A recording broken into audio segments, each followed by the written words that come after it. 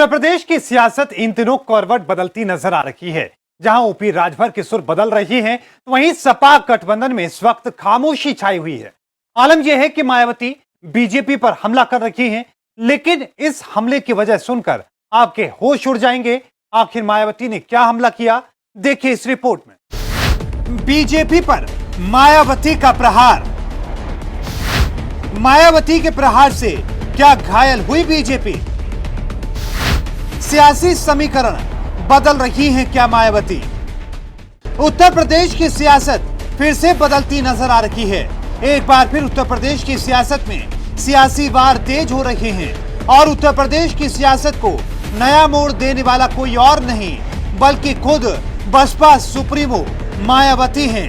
आलम यह है कि मायावती एक बार फिर जोरदार हमला कर रही हैं, तीखे सवाल पूछ रही हैं और सीएम योगी आदित्यनाथ पर जोरदार प्रहार कर रही हैं। मायावती ने ट्वीट करते हुए हमला किया है और कहा है कि ऐसे समय में जब आसमान छूती महंगाई, अति गरीबी व बढ़ती बेरोजगारी आदि के अभिशाप से परिवारों का जीवन दुखी, त्रस्त व तनावपूर्ण है तथा वे स्वयं ही अपनी सभी जरूरतों को सीमित कर रहे हैं, तब जनसंख्या नियंत्रण जैसे दीर्घकालीन विषय पर लोगों को उलझाना भाजपा की कौन सी समझदारी है? जनसंख्या नियंत्रण दीर्घकालीन नीतिगत मुद्दा जिसके प्रति कानून से कहीं ज्यादा जागरूकता की जरूरत, किंतु भाजपा सरकारें देश की वास्तविक प्राथमिकता पर समुचित ध्यान देने के बजाय भटकाऊ व विवादित मुद्दे ही चुन रही हैं। तो ऐसे में जनहित व देश हित का सही से कैसे भला संभव? जनता दुखी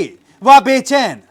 मायावती ने अपने तेवर यूं ही नहीं बदले हैं। इसके पीछे की वजह है कि सीएम योगी आदित्यनाथ का वो बयान, जब सीएम योगी ने कहा था कि किसी एक वर्ग की जनसंख्या जब बढ़ती है तो अराजकता का जन्म होता है, लेकिन जनसांख्यिकी असंतुलन की स्थिति भी न पैदा होने का है।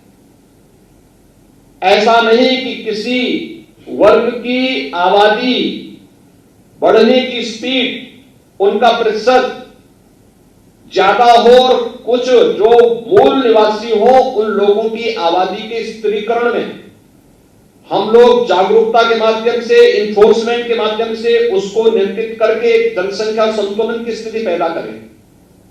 और यह एक चिंता का विषय है हर एक उस देश के लिए जहां पे जनसंख्या संतुलन की स्थिति पैदा होती है, जनसांख्यिकीय संतुलन की स्थिति पैदा होती है।